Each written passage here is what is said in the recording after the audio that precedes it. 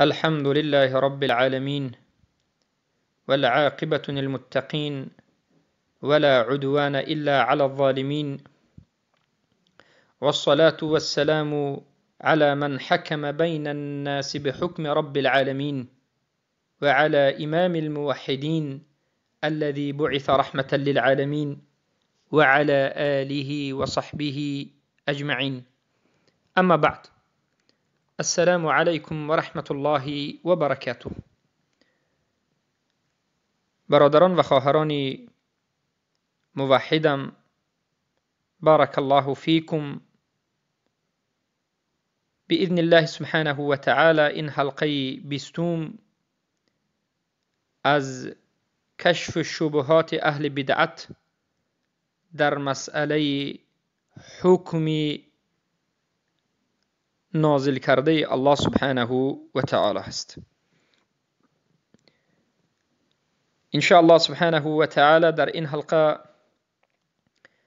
به شما بیان میکنیم که لا تنفع لا اله الا الله الا العالم بمعناها العامل بمقتضاها. منفعت نمی بخشد لا اله الا الله مگرم به داننده معنایش و عمل کننده به مقتضا و طلباتش. امروز بسیاری کسانی هستند که دعوای مسلمان بودن می کنند و می گویند که لا اله الا الله، اما به معنای لا اله الا الله جاهلند. پس از اونها لا اله الا الله قبول نمی شود. سبحان الله. می گوید من نمی دانم که حکم این امر کرده الله سبحانه و تعالی بر ما باشد. پس با این سخنش هم معنای لا اله الا الله را نفهمیده است. یعنی کسانی هست که میگوید لا اله الا الله اما میگوید که حکم از لا اله الا الله نیست. حکم هایی که الله جاری کرده است، سیاست و اداره و نظامی که الله سبحانه و تعالی نازل کرده است، میگوید که من از این بیخبرم و این چنین چیزی در اسلام وجود ندارد. پس معنای سخنش این است که لا اله الا الله را نفهمیده است. معنای لا اله الا الله را نفهمیده است.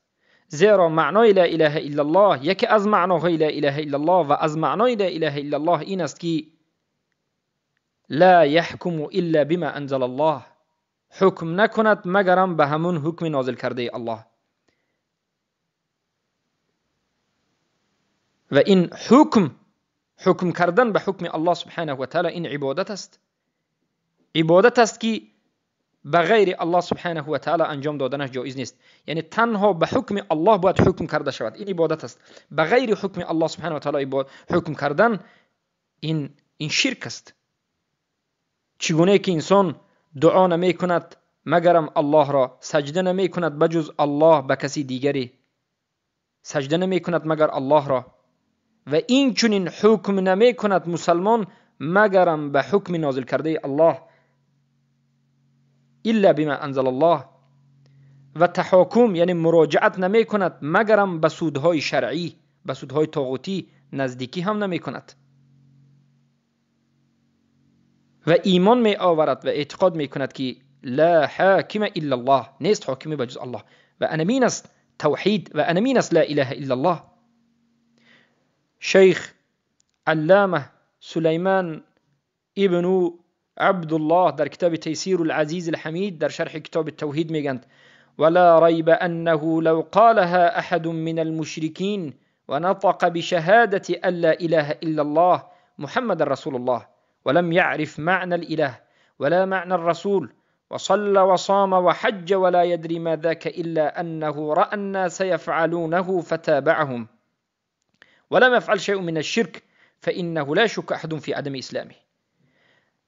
هیچ شکی نیست که اگر یک انسان، یک نفری از مشرکین لا اله الا الله را نطق بکند شهادت لا اله الا الله محمد رسول الله را، اما معنای اله را نداند، معنای رسول را نداند و بعد از این نماز خواند، روزه بدارد، حج بکند و به خاطر چین عملها را انجام دادن را نداند، فقط مردم را دید که انجام میدن، این هم از عقب منها انجام میدهد. مسلمان های زمانوی نمیداند که چیکار میکند، معنای لا اله الا الله را نمیفهمد. اگر یگان شرک رو هم انجام ندهد، یعنی یگان شرک رو انجام ندهد، هم این انسان هیچ کسی شک شبهه ندارد که اسلامش صحیح نیست، هیچ شکی نیست که اسلام در این انسان وجود ندارد. یعنی معنای لا اله الا الله را کسی که نمیداند مسلمان نیست و این به اجماع است. اما بله، امروز مرجعه ها غلبه کرده است. امروز مرجعه ها در این باب به نهایت پیشرفت کرده است و امت اسلام را سبحان الله با یک بلای عظیم، به یک مصیبت گرفتار کرده است. امروز هزارها طالب علم است، از درونش یک یا دو اهل سنت میابی، باقی مانده به ارجاع رفته است. میگوید هر کسی که لا اله الا الله میگوید، معنیش داند یا نداند، هر کسی که نطق لا اله الا الله بکند، شرک میکند و نمیکند فرقی ندارد، جنت میرود میگوید. این سخنی مرجئه ها است، جهمی ها است. اما نه، قول حق این طور نیست. هر کسی که لا اله الا الله را بگوید، نطق بکند، شهادت بدهد، بعد از این معنایش را فهمد و بعد از این قبول بکند، تصدیق بکند، عمل بکند، به جسمش اعتقاد بکند، بعد از این ان شاء الله سبحانه و تعالی می رود به رضاگی الله سبحانه و تعالی و به جنت. و این چنین شیخ سلیمان ابن عبدالله رحمه الله میگویند در همون کتاب شرح توحید تیسیر العزیز الحمید: اما النطق بها من غیر معرفة لمعناها ولا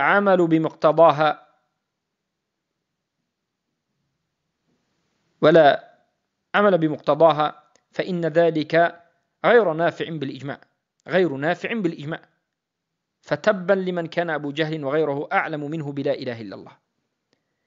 اما کسی که نطق بلا اله الا الله کند، یعنی اما کسی که لا اله الا الله را بگوید، یعنی لا اله الا الله محمد رسول الله بگوید، معنی لا اله الا الله را نفهمد و نداند و به طلبات لا اله الا الله عمل نکند، پس لا اله الا الله به این انسان هیچ فایده نمی بخشد، یعنی به جنت نمی برد.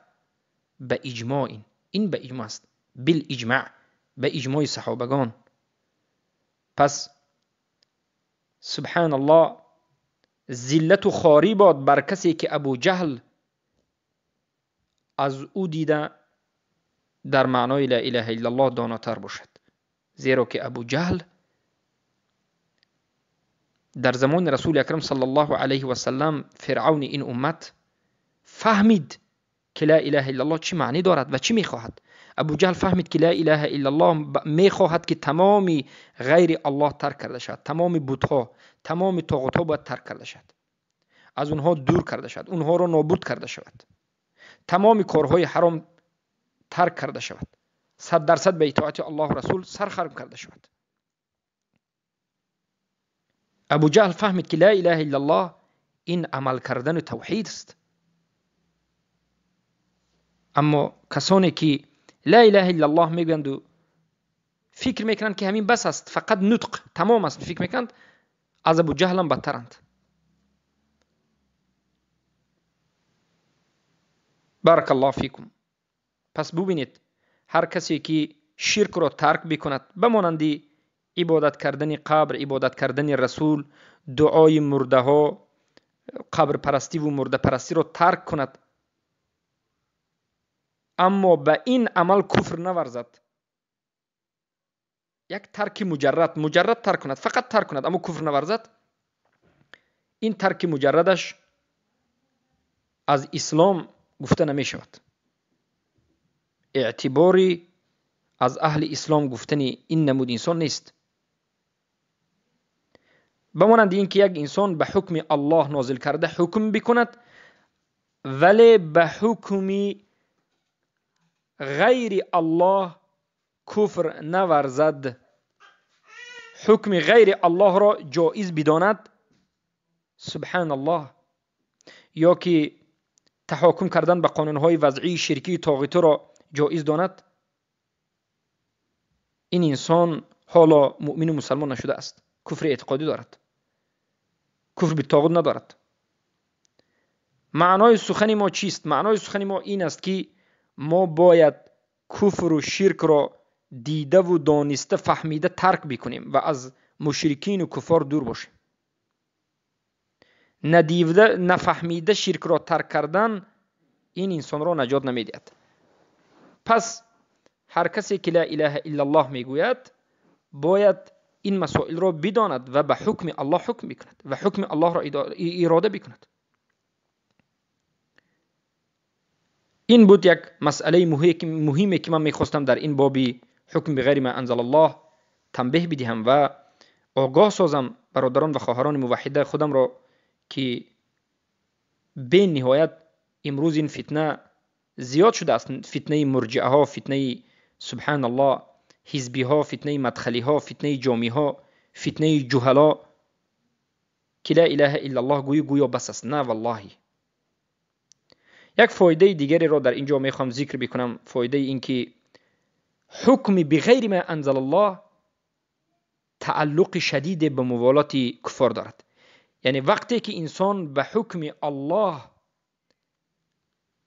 و رسولش حکم میکند، این البته پیروی از قرآن و سنت کرده شده است، اما وقتی که بغیر حکم الله و رسولش حکم میکند این به موالات کفار واقع شده است. ما میگوییم یکی از شکننده های اسلام این موالات کفار است. موالات کفار نمودهای زیاد دارد و یکی از نمود موالات کفار این است که قانونهای کافرها ساخته را، نظام و تنظیمهای کفار ساخته را، سیستمهای کفار ساخته را در اداره دولتی کاملا مطلقاً گرفتن و بر بالای مسلمان ها جاری کردن، یا یک تا یا دو تا کفریش را گرفته باشد هم جاری کردن بر بالای مسلمان ها، این کفر است، این موالات کفار است و این شکننده اسلام است. شکننده هشتم اسلام این است، مظاهرات المشرکین و معاونتهم، این موالات. حکم بغیر ما انزل الله، حکم کردن بغیر آنچه که الله نازل کرده است، یعنی حکم کردن بغیر حکم الله و رسول مرتبط شدید، پیوسته شدید، علاقه شدید به موالات کفار دارد. هر کسی که به حکم غیر قرآن و سنت، به حکم غیر الله و رسول حکم میکند، این دوستی و موالات با کفار کرده است، طاعت و اطاعت کفار را انجام داده است، رضاگی کفار را انجام داده است و بس به کفار سرخم کرده است. و این از همه بزرگترین هدف کفار است. بزرگترین هدف کفار همین است که میخواهند که ما به اونها سرخم بکنیم، اونها را حرکت کنیم که از ما راضی باشند، کوشش بکنیم که همیشه از اونها از ما راضی باشد و اطاعت اونها را بکنیم و به قانونها و سیستمهای برآورده اونها عمل کنیم و مردم را اداره بکنیم. و این بزرگترین تمنای کفار است و انمین بزرگترین سبحان الله دور کردن اهل اسلام از عمل کردن به شریعت اسلام و احکام اسلام است.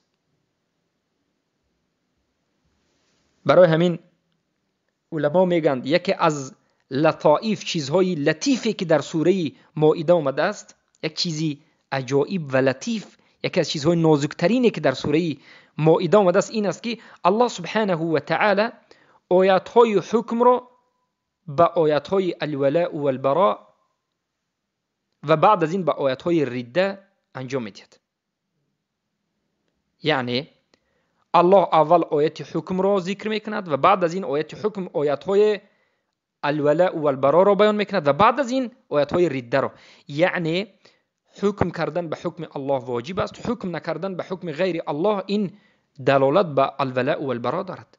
هر کسی که به حکم غیر الله حکم میکند موالات کفار بزرگترین موالات را انجام میدهد و هر کسی که این عمل را انجام میدهد بر ردة واقع میشود.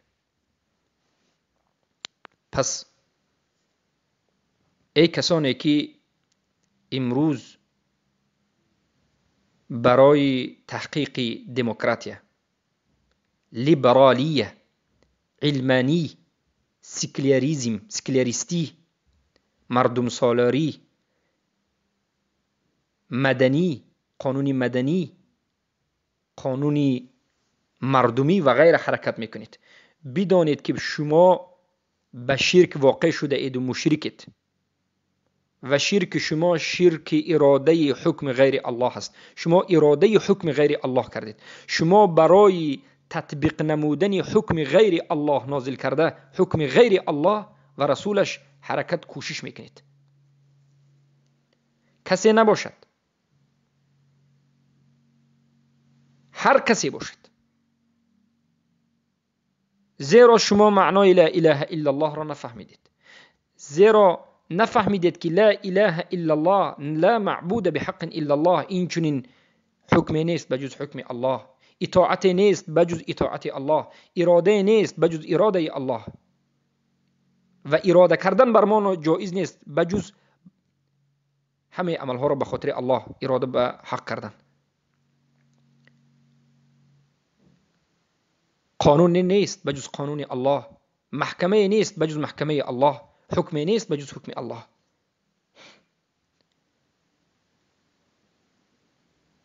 پس این حزبی هایی که امروز هستند، این گمراهان، باید بدانند که این عملشون شرک است و توبه بکنند. و این مدخلی ها و این مرجعه ها و این جهمی های گمراه گشته که امروز حاکمان کفار و مرتد را ولی میخوانند و حتی در لیبیا حفتر لعنت الله علیه را به خودشان خلیفه گرفتند و اون را اطاعتش را واجب میدانند و مسلمان کشی میکنند، اونها بدانند که اونها طاغوت پرستند و اونها بدانند که معنای لا اله الا الله را نفهمیدند. پس این حکم کردن به حکم الله و رسول علاقه شدیده به کفر بالطاغوت، به لا اله الا الله، به موالات، به مسئله موالات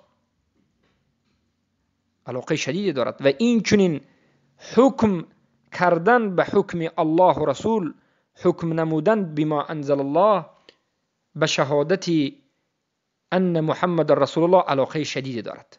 حکم الله و رسول، حکم نمودن به حکم الله و رسول علاقه شدیدی به شهادت ان محمد رسول الله دارد. هر یک مسلمان میگه که اشهد ان لا اله الا الله و اشهد ان محمد رسول الله، شهادت میتیم که محمد بنده و رسول الله هستند. شهادت یعنی چی؟ من شهادت میدهم که محمد رسول الله هستند و از طلبات این شهادت، و این شهادتی که شما دارید از خودش طلبات دارد، از شما چیز طلب میکند، مقتضایات دارد. طلبات این شهادت شما که دادید اشهد ان محمد رسول الله گفتید و شهادت دادید، طلباتش چی است؟ طلباتش این است، یکی از طلباتش، طلبات‌های زیاد دارد و یکی از طلباتش این است که سبحان الله رسول الله صلی الله علیه و سلم در حالت مناقشه و در حالت یگان مجادله که در بین شما می شود حکمشون حکم کرده شود. به نزد رسول الله مردم را چی کنند؟ مشکلی های خود را پیشنهاد کنند، به محکمه رسول الله صلی الله علیه و سلم مراجعت بکنند، تحکیم الرسول صلی الله علیه و سلم میگند. و بعد از این که به سنت رسول الله، به شریعت رسول الله صلی الله علیه و سلم که الله نازل کرده است، بعد از این که به دین رسول الله صلی الله علیه و سلم یک مسئله حکم شد، به همین راضی شدن و ایمان کامل نمی شود. ایمان آوردن به رسول الله کامل نمی شود مگر با همین چیز. یعنی هر کسی که بگوید که من به محمد صلی الله علیه و سلم ایمان آوردم بگوید، اما رسول الله صلی الله علیه و سلم را یک مرجع خود در محکمه همچون بگویم حل و فصل کننده مشکلی های خود قرار ندهد و به اون راضی نشود، این حالا به محمد صلی الله علیه و سلم ایمان آورده است. چرا که مقتضای شهادت ان محمد رسول الله صلی الله علیه و سلم این است که علما میگن طاعته فيما امر و تصدیقه فيما اخبر و اجتناب ما نهى عنه و زجر و الا یعبد الله او یعبد الله الا بما شرع. معنا و شهادت یعنی ببینید ان محمد رسول الله ما میگیم، من شهادت میدم که محمد بنده و رسول الله است میگیم، این معناش چیست؟ این همین است، مقتضا و طلباتش همین است که هر آن چیزی که رسول الله امر کردن باید اطاعت بکنیم، هر چیزی که به ما خبر دادن باید تصدیق بکنیم و هر آن چیزی که ما را نهی کردند و باز داشتن باید اجتناب بکنیم، باز داریم و الله را عبادت کنیم تنها به نشان داده رسول الله، بغیر نشان داده رسول الله صلی الله علیه و سلم هیچ عبادتی را از پیش خودمون انجام ندهیم. پس یک کسی بیاید بگوید که من شهادت به محمد صلی الله علیه و سلم دادم، شهادت اشهد ان لا اله الا الله و اشهد ان محمد رسول الله بگوید، اما به گفته های رسول الله اطاعت نکند، به خبرهای رسول الله آمده، از خبرهای رسول الله آمده را تصدیق نکند، یکی آنها را تکذیب بکند و از نهی کرده های رسول الله صلی الله علیه و سلم باز نایستد و باز عبادت کند یا نکند به خواست خودش انجام بدهد، پس این مسلمان نیست، حالا مسلمان نشده است. شکننده بارک الله فیکم چهارم و پنجم اسلام را نظر بکنید. من اعتقد ان هدی غیر النبی صلی الله علیه و سلم افضل، هدی غیر رسول الله را از هدی رسول الله افضل دانستن. علما میگن هر کسی که مطلقاً به حکم غیر الله حکم میکند، این همون را افضل از حکم الله و رسول دانسته است که حکم میکند. اگر از حکم الله و رسول حکم غیر الله و رسول را افضل نمیدانست، مطلقاً 100% سالهای گوناگون و طولانی حکم نمیکرد. این سخن ابن عثیمین است. ابن عثیمین حاکمانی که به حکم غیر الله مطلقاً حکم میکنند تکفیر میکنند، اما امروز الجهلاء و جهمی ها، مرجعه ها و مدخلی ها از این چیز بیخبرند. بله، علمای اهل سنت و الجماعت مقتضا و طلبات های شهادت ان محمد رسول الله صلی الله علیه و سلم را میگن توحید الرسول، نامگذاری میکنند. یعنی طلبات های شهادت ان محمد رسول الله را چی نامگذاری میکنند؟ توحید الرسول میگند، توحید الرسول یا توحید المتابعه للرسول صلی الله علیه و سلم میگند. پس هر کسی که به غیر ما انزل الله، هر کسی که به حکم غیر ما انزل الله حکم کرد، پس او رسول الله را تصدیق نکرده است، در خبرهای رسول الله داده رسول الله را تصدیق نکرده است. سبحان الله. پس ببینید رسول الله صلی الله علیه و سلم به ما خبر دادن که هر کسی که به حکم غیر ما انزل الله، یعنی به حکم های غیر الله و رسول حکم کرد، او کافر است. و یک کسی بیاد خودش رو مسلمان بگید و به حکم الله و رسول حکم نکند، خبری رسول الله را تصدیق نکرده است و اطاعت امر رسول الله صلی الله علیه و سلم نکرده است و از نهی های رسول الله کرده صلی الله علیه و سلم اجتناب نکرده است، زیرا که رسول الله نهی کردن که به حکم غیر ما انزل الله حکم بکنیم. رسول اکرم صلی الله علیه و سلم یک روز عمر ابن الخطاب رضی الله عنه را دیدند که در دستشون یک ورقه، یک صفحه از تورات را دارند. رسول الله صلی الله علیه و سلم چی گفتند؟ ای عمر، این ورق را به یک طرف گذار، یعنی نابود کن. نهی کردن رسول الله صلی الله علیه و سلم به عمر که به این ورق نظر بکنند. نظر کردن به کتاب غیر قرآن را که این نظر کردن به بگویم کتاب تورات بود، رسول الله صلی الله علیه و سلم من کردند. پس امروز بیاد نظر بکنیم به این حالت مشرکین زمانه خودمون که به قانونهای وضعی که کتابها ساخته شده از کانستیتوسیون و شب و روز خوانده می شود و مسلمان ها به آموزش و به لقب گذاری حقوق شناس و این و آن و مشغولند، همه شرک است. سبحان الله. پس چگونه که جایز نیست که الله را عبادت بکنیم مگرم به سنت رسول الله، مگرم به فرمانداده رسول الله صلی الله علیه و سلم. یعنی به ما ضرور است که فقط الله را یگانه با نشانداد رسول الله عبادت و اطاعت بکنیم. این چنین به ما جایز نیست که از پیش خودمون حکم را پیدا کنیم و حکم را سازیم و کانستیتوسیون سازیم، بلکه ما باید حکم رو هم از نشان داده رسول الله صلی الله علیه و سلم بگیریم. چرا که رسول الله صلی الله علیه و سلم به ما یک شریعتی را گذاشتن از جانب الله سبحانه و تعالی و همین ولم یعبد الله بما شرع انمین است. هر کسی که قانون میسازد مخالف قانون الله، هر کسی که حکم میکند مخالف حکم الله، این البته به نواقض توحید المتابع یا توحید الرسول واقع شده است و ان محمد رسول الله شهادتش نابود شده است. پس از همین فهمیده می شود که حکم کردن به غیر حکم نازل کرده الله، حکم کردن به غیر حکم الله و رسولش، این شکننده محمد رسول الله است، شهادت محمد رسول الله است، شکننده طلبات های ایمانی شهادت محمد رسول الله است. این چهار طلبات محمد رسول الله که طاعته فيما امر، تصدیقه فيما اخبر و اجتنابه فيما نهى عنه و زجر ولا يعبد بما شرع، همین چهار چیزی که طلبات های مقتضای لا اله الا الله هست، هر کسی که حکم به غیر حکم الله میکند هر چهار طلبات محمد رسول اللهش میشکند. بارك الله فيكم.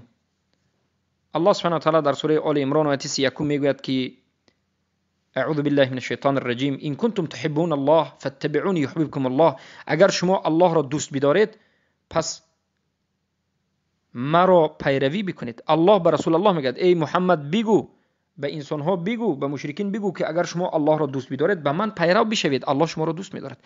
پس ما هم امروز میگویم ای اهل بدعت، ای مشرکین، ای حزبی ها، ای گمراهان، اگر شما در حقیقت الله را دوست بدارید بیایید پیروی از رسول الله بکنید.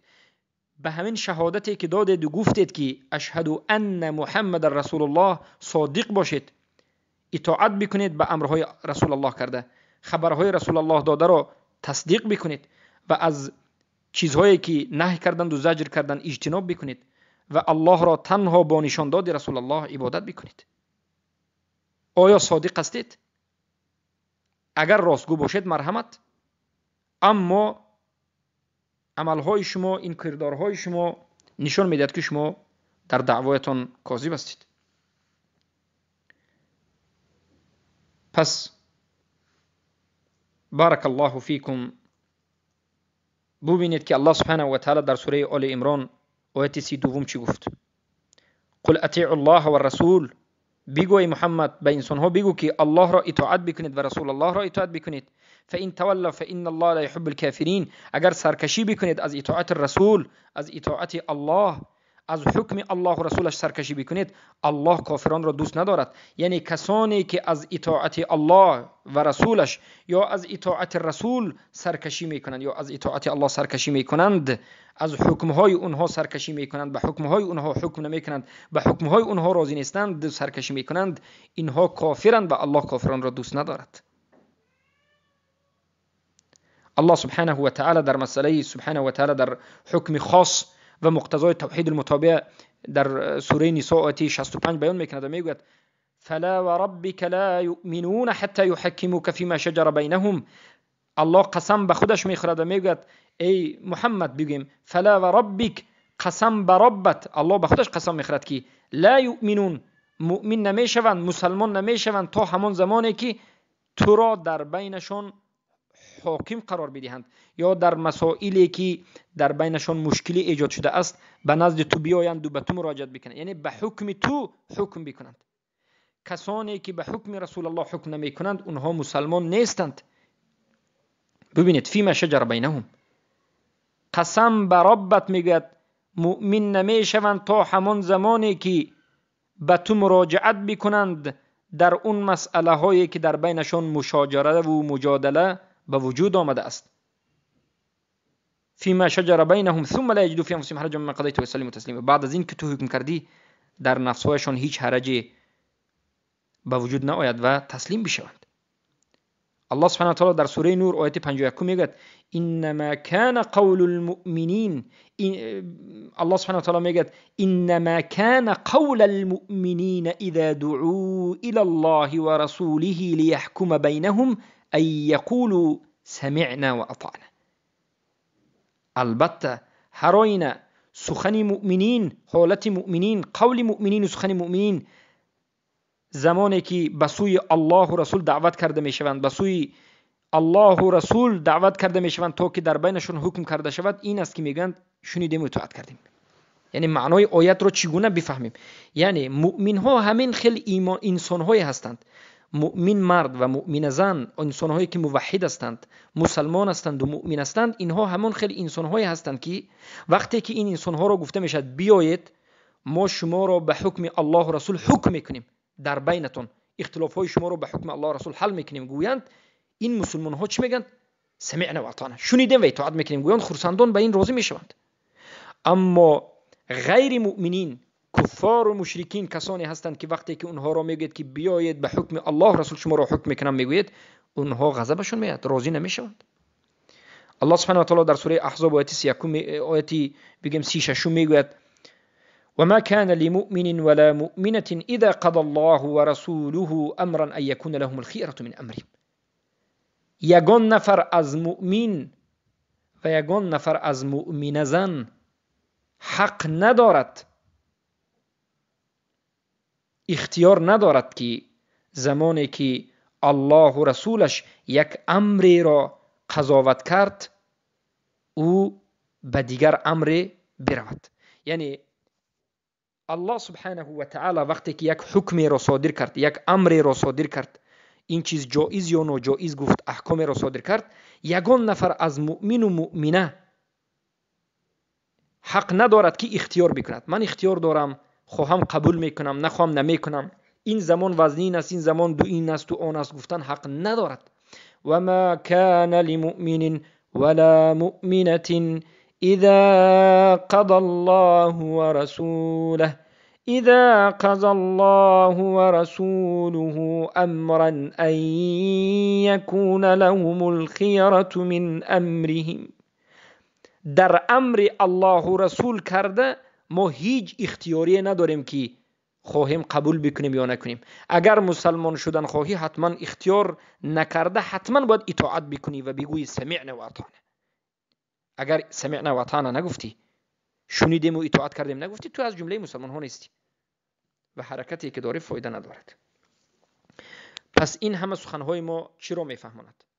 میفهماند که برادران و خواهران عزیزم، حکم الله سبحانه و تعالی این از لا اله الا الله است، از توحید است، از ان محمد رسول الله است، از سبحان الله و ترک کردن حکم الله و حکم کردن به غیر حکم الله از طاغوت است و این از طاغوت پرستی است و از موالات کفار است و از شکننده های لا اله الا الله است. پس ای کسانی که امروز حکمهای مردم ساخته را، حکمهای غرب ساخته را، سیستمهای غرب ساخته را به نام لیبرالی و علمانی و دموکراتی و قومی و غیره مردمی میگویید، عادل مینامید و این را در همین سال و زمان خوب میدانید، از الله شرم بکنید، از الله بترسید و به سوی الله بیایید که شما شرک اکبر را انجام داده ایستادید. به مانند کسی هستید که به غیر الله به دیگر چیز سجده کرده میستد. یک انسان به غیر الله سجده میکند، یک انسان به غیر حکم الله حکم میکند یا غیر حکم الله را اراده میکند. این همه یک است. با همین این حلقه را به پایان میرسانیم و باذن الله سبحانه و تعالی در حلقه آینده به شما باز دیگر احکام را بیان خواهیم کرد. السلام علیکم و رحمت الله و برکاته.